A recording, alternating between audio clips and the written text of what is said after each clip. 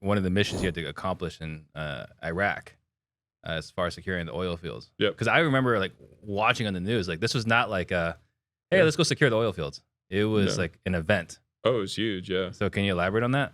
A largest special operations mission in U.S. history to date. So there's never been one larger than this one. Our team, SEAL Team 3, was responsible for securing all of Iraq's oil infrastructure, their distribution, which was 5 different targets, 5 large targets. One of those targets was the world's largest gas and oil platform, which was my platoon's specific mission, was to secure that.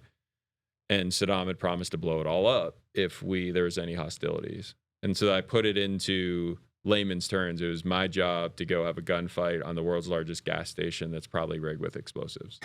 So it's like a Hollywood movie. Yeah, it was. And that before the war could start, that had to accomplish. So, and the war actually started, I think it's 20 some days early, 21 days early, based on the fact that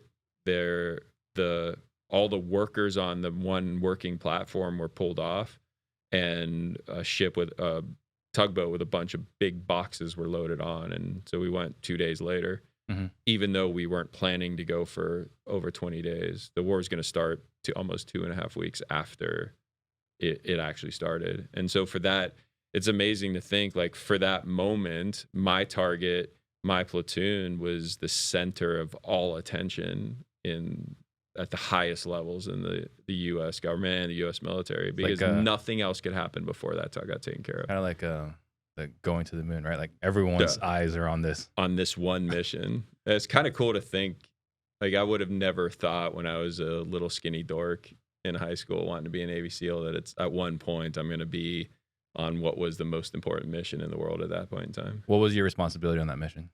I was responsible for tactical leadership. So I wasn't the most senior person in my platoon. I was one step down.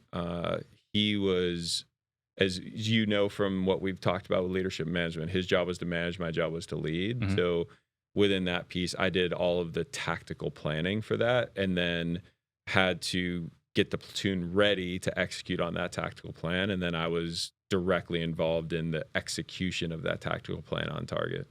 Yeah. And then interrogation. So once we took control of the platform, it was my responsibility to get as much information from the prisoners we took as soon as possible, because we're now on a target that we are assuming has the potential to be rigged with explosives. And when I talk about this is a large platform, largest in the world, it was 12 football fields long. Oh.